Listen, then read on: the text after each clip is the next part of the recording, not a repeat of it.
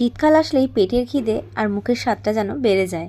ঠান্ডা পড়লেই আমার ভালো ভালো সুস্বাদু খাবার খেতে ভীষণ ইচ্ছে করে। আসলে হজম শক্তিটা যে সে সময় বেড়ে যায়, গরমকালে দেখবে যেটা হয় না। আজ আমার ভীষণ ইচ্ছে করছিল বিরিয়ানি খেতে, তাই মাকে আজকে আবদার করেই বসলাম যে বাড়িতে বিরিয়ানি বানালে কিরকম হয়। কিন্তু বাড়িতে তো চিকেন মাটন কিছুই নেই, আর এই সময় চিকেন মাটন পাবোটাই কোথায়।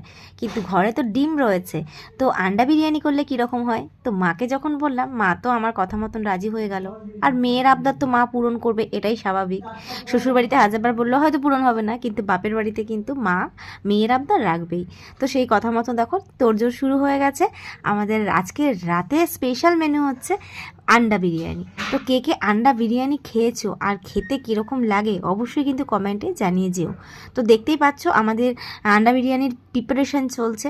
তো ফাইনালি দেখো আমাদের আন্ডা বিরিয়ানি কিন্তু রেডি, এবার শুধু খাওয়াটাই বাকি। আর তোমরা কিন্তু কেউ লোভ দিও না, তাহলে আমার পেট খারাপ করবে।